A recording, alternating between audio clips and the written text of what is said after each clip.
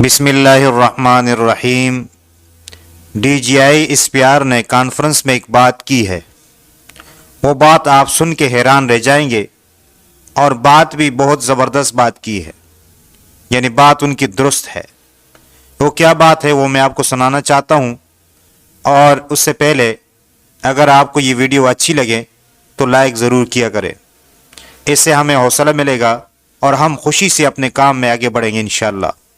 آئیے وہ بات سنیں، پھر اس پر مزید تھوڑا سا تبصرہ کرتے ہیں۔ اور آپ یہ بھی دیکھتے ہیں کہ کس طرح ایک دم انسانی حقوق کی تنظیمیں پوری دنیا سے قانونیت کا اور انسانی حقوق کا منافقانہ پرچار کرنے والی تنظیمیں ایک دم پاپ اپ ہوتی ہیں۔ وہ جن کو جو واضح اور کھلی بربریت غزہ میں اور کشمیر میں ہو رہی ہے وہ ان کو نظر نہیں آئے گی، ان کو شام اور لیبیا میں ہوتے ہوئے مظالم نظر نہیں آئیں گے، ان کو پاکستان میں ہوتی ہوئی خارجیوں کی اور دہشت گردوں کی بربریت بھی نظر نہیں آئے گی، لیکن فیک کانٹینٹ، فیک ویڈیوز اور اندیکھی لاشوں پہ آپ دیکھیں گے کہ ان کے جذبات بے قابو ہو جائیں گے۔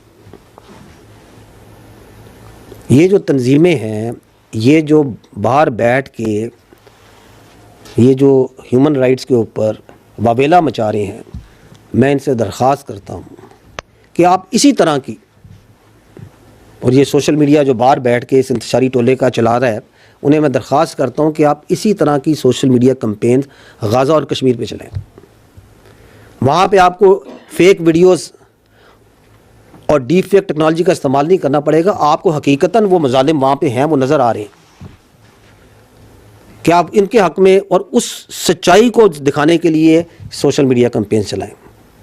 لیکن یہ جو سچائی کے سوداگر ہیں، یہ ہرگز ایسا نہیں کریں گے، کبھی بھی نہیں کریں گے، اور نہ ان کو اجازت ہے ایسا کرنے کی۔ تو یہ ہے حقیقت۔ ماشاءاللہ آپ نے اس کی بات سنی، بہت زبردست بات کی ہے، بہت زبردست بات کی ہے انہوں نے، کہ ان کو انسانی حقوق وہاں پر یاد نہیں آتے جہاں پر یاد آنی چاہیے۔ وہاں پر بچے جو ہے وہ کٹ رہے ہیں، عورتوں کی بے حرمتی ہوتی ہے، لیکن وہاں ان کا ضمیر نہیں جاگتا۔ ہم اللہ تعالیٰ سے دعا ہی کر سکتے ہیں کہ اللہ تعالیٰ ان کی مدد فرمائے، اور جو ظالم ہے اللہ تعالیٰ اس کو ہدایت نصیب فرمائے۔ اگر ہدایت ان کے مقدر میں نہیں ہے، مسلمانوں پر، مظلوموں پر ظلم کر رہے ہیں، اللہ تعالیٰ ان کو نیست و نابود کرے، نشان عبرت بنائے، تاکہ اور کفار سے عبرت حاصل کرے اور سمجھ لے کہ مسلمانوں پر ظلم کرنا یہ کوئی اچھا کام نہیں ہے، اور یہ ہمارے لیے نقصان دہ ہے، تاکہ مسلمان سکون سے رہ سکے۔ اور جو وہ قربانی دے رہے ہیں، اللہ تعالیٰ اس قربانی کو قبول و منظور فرمائے۔ آمین ثم آمین یا رب العالمین۔